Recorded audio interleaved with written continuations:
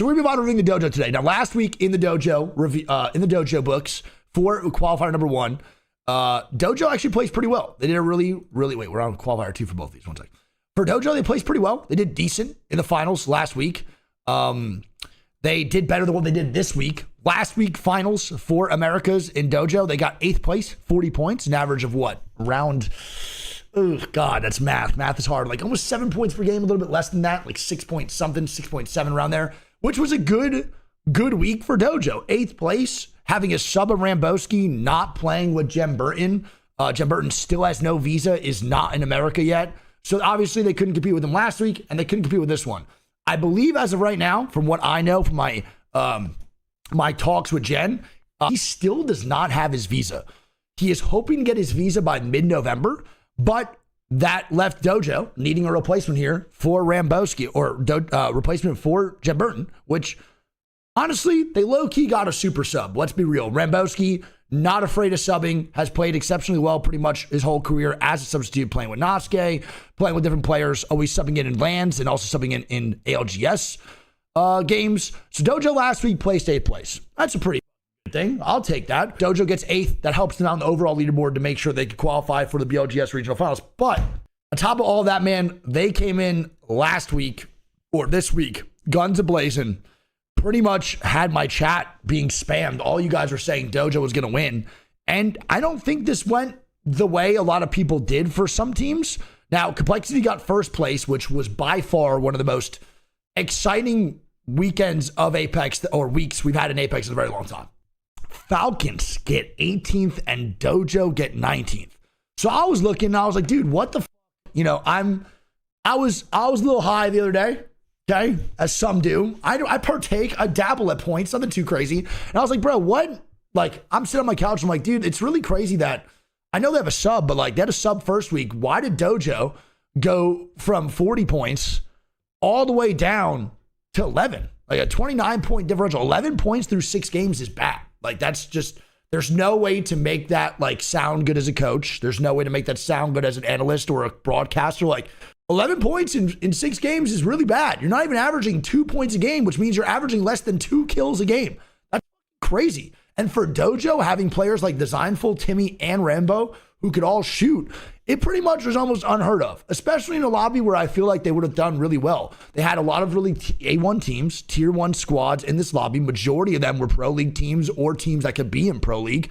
And that's usually where dojo thrives. They usually play better in harder lobbies, or, you know, sometimes dojo does frag out in the easier ones. But I was like, dude, what the fuck's going on? So I watched a little of their VOD back, and there's definitely some notable things as to the difference in their gameplay.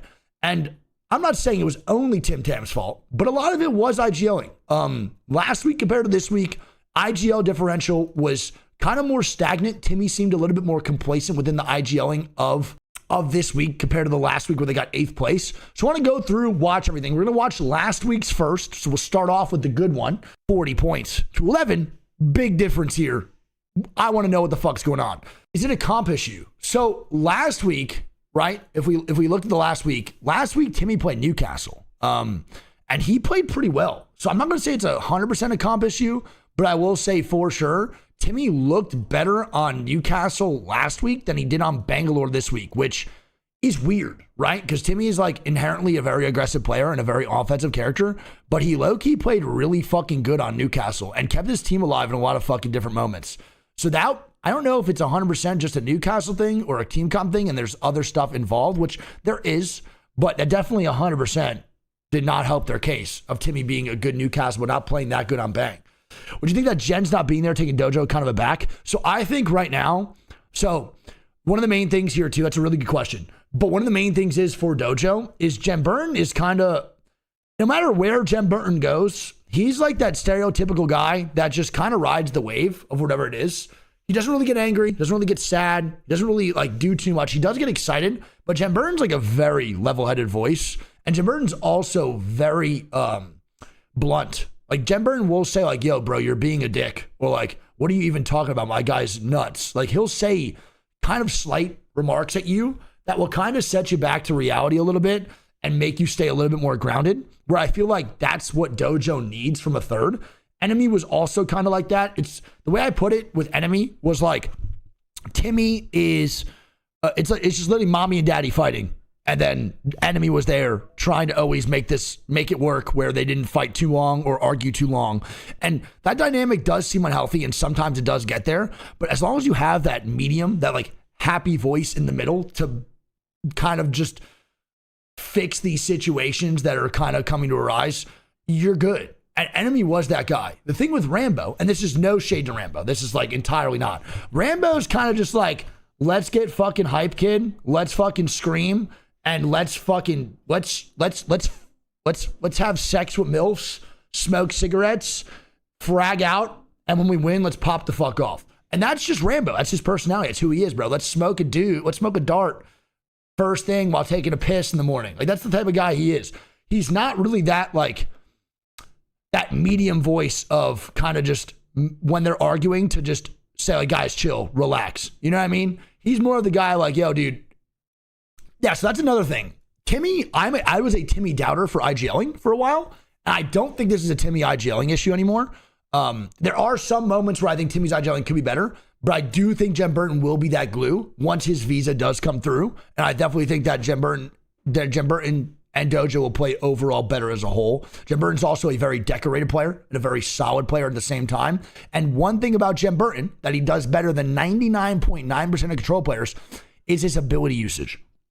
Jem Burton's abilities are almost always used effectively within gunfights, within moments of distress, or needing reses, or needing defensive abilities. And he's also so good at using abilities on support characters in offensive ways to make sure that he's getting either opening damage, opening knocks, or stopping reses, etc. on the opposite team. He is genuinely, I think, probably alongside Evan, those two to me are the best overall players in North America. Personally, that's how I feel when it comes to being level-headed, when it comes to being a good teammate, when it comes to IQ, gun skill. I would probably put Jem Burton and Evan in a category of, to me, the best overall players in North America, right? That's how I feel, for sure. So yeah, it's definitely not a comp issue. I think it's just missing a Jem Burton issue, but it's not only that. We'll go throughout these games and you'll see what went right and what went wrong. No, yeah. If you're blaming Designful, I just think you're wrong. Designful has definitely looked rusty a little bit when it comes to like swinging things and maybe extending out and getting picked off. But Designful's also not played for a while, then gets put in this meta, and then also gets put on Pathfinder. It's a really hard task. You're going to get knocked a lot of the times. You are going to have first deaths. Designful just needs to play a little bit more back, and I think the Sentinel needs to be his best friend again, for sure. All right, let's lock in. We'll go to this first game where Dojo dies. I don't think they win this game. I'm pretty sure this is a loss. Yeah. I don't even know if they won a game this week. I have to look. There is no solo player. Like, there is no solo play that's going to fuck your team up this much. Like, for sure, 8th place, you can maybe point out like a solo issue, right? But when it comes to like the second week we're going to watch, 11 points in 6 games, there is no solo. Like, if you're getting 11 points in 6 games, you are fucked.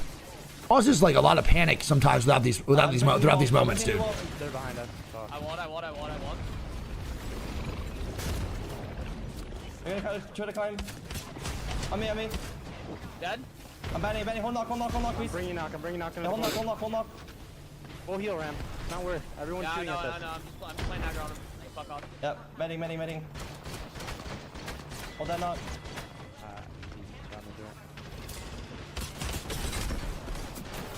So, we just watched them die previously, right? And honestly, man, that is just a scouting issue. That's like spending too much on the edge, not making it play for the actual zone itself. And there's not really much to, calm there other than that or dissect. Scouting issue, calm issue. Timmy didn't really say much either in that end game. And that's another thing you're going to see. It's a common thread. I want Timmy to start IGLing more in a point of like, to the point of like sweet dreams IGLing. Like, genuinely. Timmy rarely tells his teammates how to properly use abilities in end games or certain moments where they are going to die. So we tune in here now. Dojo dies pretty early, I believe, on this game. I believe he's going to be Designful as a solo. So look for a fight very early on the bridge. Rambo gets caught with his pants down. And this is where the chaos ensues. We watched this. I remember specifically watching this shit. And Designful tries to get out, and I believe he dies. I'm not too sure.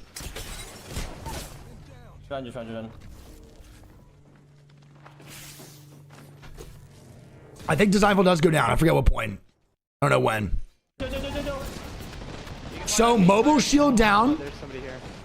Mobile shield down. No wall. Mobile shield used. Nowhere to go.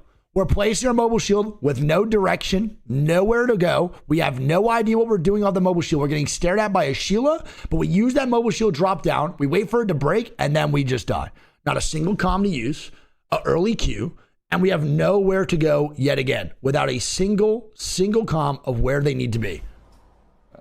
And that's just again, micromanaging needs to come up onto Timmy's fucking radar, and he needs to start dropping abilities and dissecting where they need to go before the round starts to close in. This is going to be a very common trend in the game in the week number 2 that we watch. So we can we bully this team? And this is actually good shots, bro. Timmy coming to bully that squad on the right is without a doubt the correct play. No questions asked. Bullying that squad needs to die. But I wish Timmy recognized that earlier, that if this team does not die on the right, we do not survive this end game. And you can see already them getting shot at on this right side. We have to take it now. We have to. I know. We have to take it out. We have to take it out.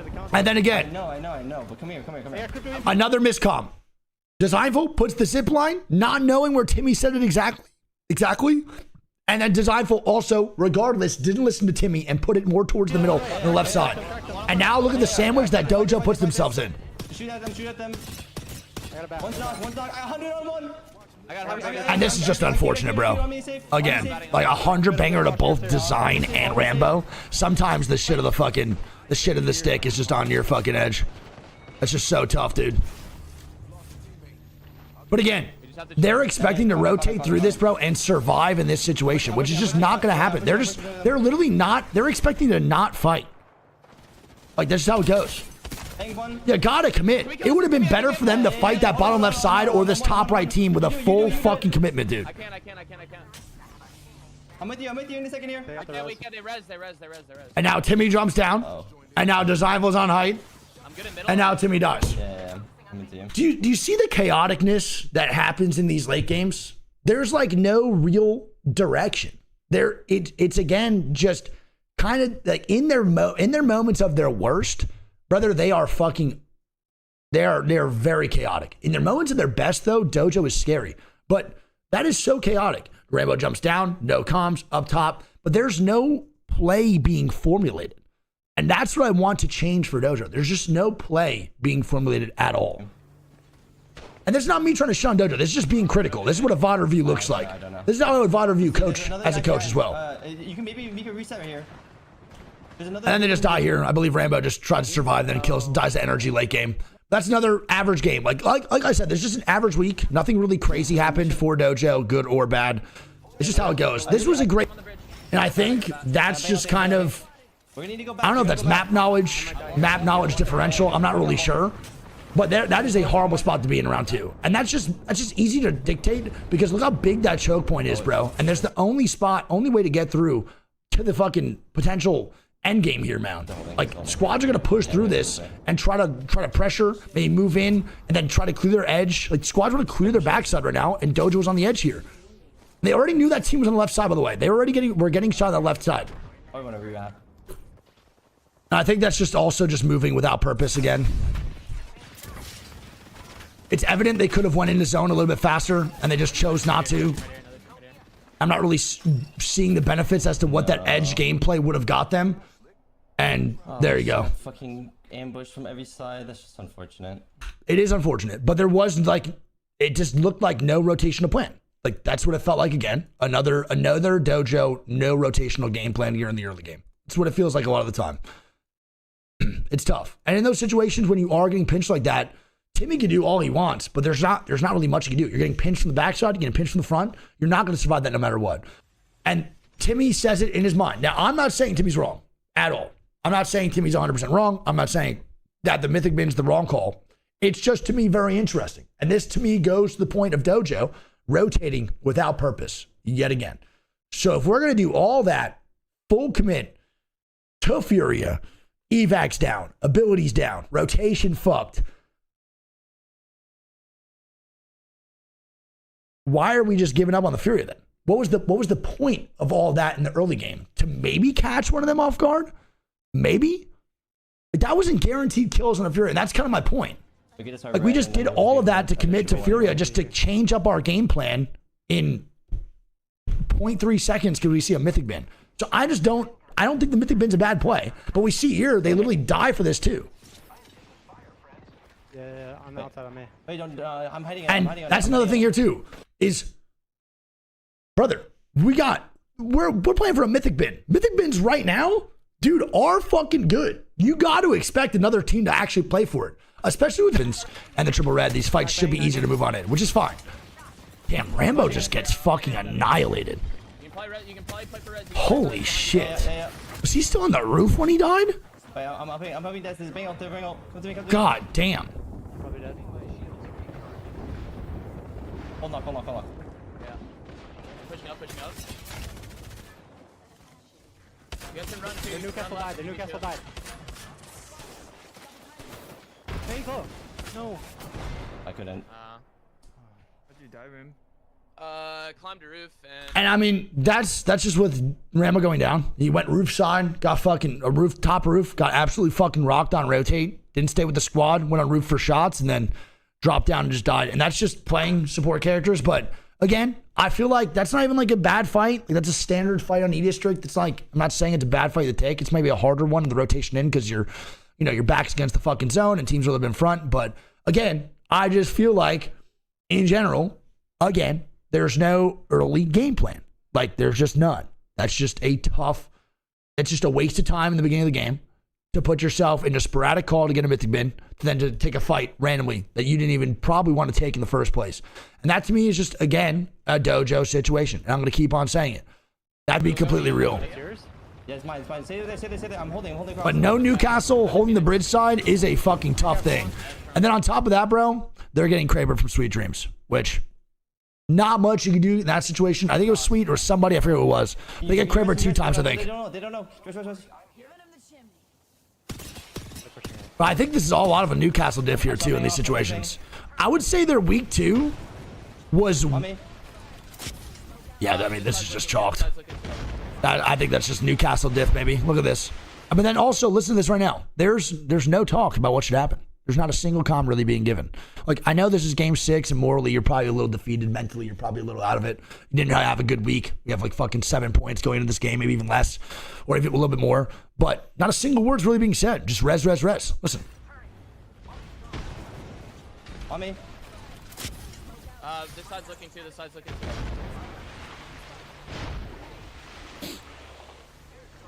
Then they're knocked down. 6-1. Newcastle I can't. He's dead. I got Krabered again. You play top bridge.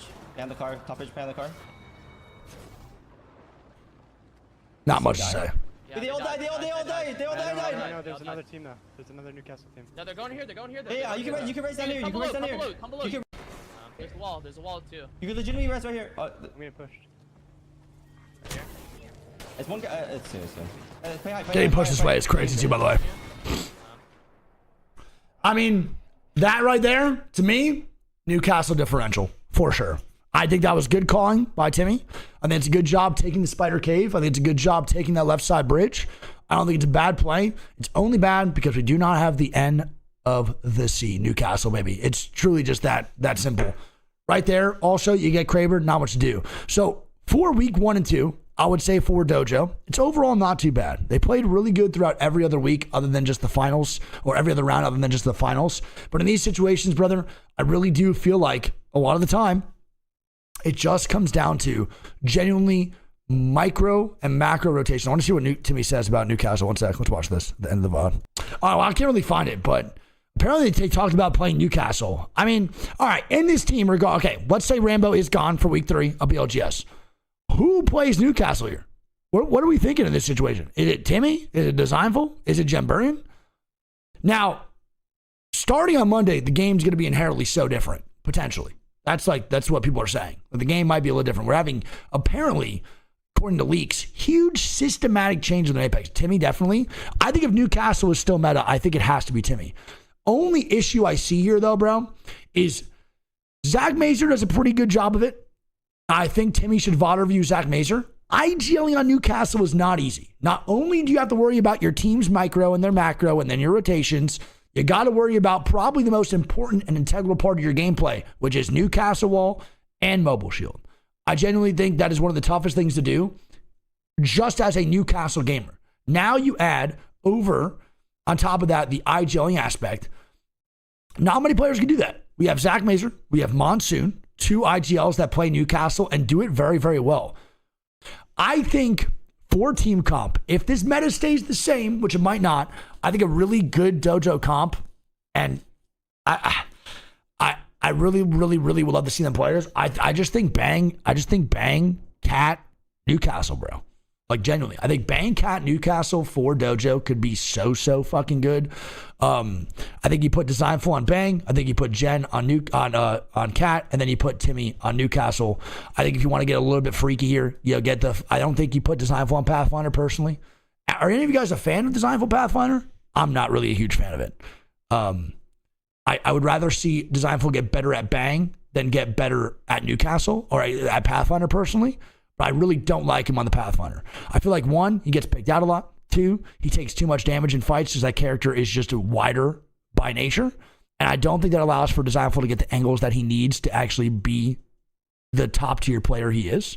I know that Designful doesn't like Bang, but I would like to see him at least try it because I don't think Pathfinder is really that good for this squad overall. I also think a character that would help Designful stay closer to the squad would be overall better for them too, to make sure that Designful has to stick near his teammates without drifting off and getting picked. I think that would be good, but also we need a character that allows for him to get angles when needed and also safety nets, and I feel like Bangalore is that perfect combination. You can't drift off too far. If you do, you have a smoke to go back to your squad. But at the same time, if you do want to get those off angles with your sniper or whatever it may be, you should be able to rock that as well on Bangalore. So I would love to see the Bangalore, Newcastle, and Cat comp come out. I also think the Furia OG comp here in this meta too would be good. I don't know who would play these characters exactly, but I think a Valk, Newcastle, and Catalyst would be phenomenal. One of Dojo's main issues is getting into zone and having a very wonky and early very bad, wonky early rotates, which hinders them from making to the late game. I do think that having that Valk ulti to help them towards the late game to actually get into zone, because Timmy is just a more aggressive IGL. He's just a more aggressive player in general. So I feel like a lot of their game plans early is just fight. Don't really have purpose, just farm Evo caches, look for mythic bins. Having that Valk ulti to get them into the late game and avoid all the edge fights that they are forced to take, especially in these fucking finals lobbies that were really good last week, would just really help them avoid all the bullshit that they go through as a team, whether it be communication issues or team comp issues. I think that Valk ulti would really be the saving grace for Dojo. I just don't know who you're putting on Valk. Don't think Wraith's good. I think Designful's a good Wraith. I just don't think Wraith's good at all still. I'm just not good. He played Valk. I don't remember who played Valk on his teams that he played before earlier. Was it him? He's playing last split. I think popping Designful on Valk would be really good. I think it would also help Timmy IGL towards his late games and actually keep Dojo alive before round 4 closes. Just because, again, they have like a very drifty early game where they don't really move with purpose. And at least if you're going to keep playing like that, that's fine. Because obviously sometimes for Dojo, catching teams off guard and those 3v3s and catching fire is very important for Dojo's game plan. But in those games where they can't catch that team off guard or they can't pick up that early KP or snowball till their late game, I think that is a huge crutch for them to actually be able to play into that late game instead of just dying early, getting sandwiched, and having nowhere to go. So I would like that. I would like to see maybe Designful on Valk. But also, again, it's a team game. Rambo was also a sub. It's not an easy thing to do, is step into Dojo's shoes as a sub. Very big squad, a lot of viewers, a lot of pressure. But seriously, I'm very curious as to how Dojo will advance moving forward with their team comps overall. And I think inherently they are still Dojo, and I think Jen Burton will help them out a ton. But like I said, I didn't like how they played a lot of their games last week.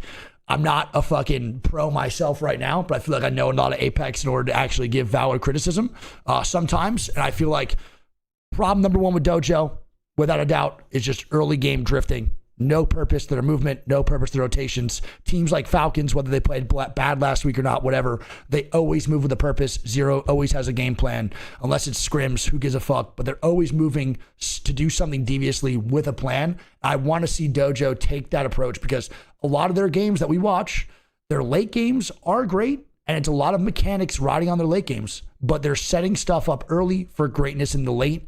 In their really, really bad weeks, they have no early game plan, setting themselves up for greatness in the late game. And it's a lot of drifting. And that was one of my main criticisms of Alberlelli when he was IGLing for a while. I forgot on which team.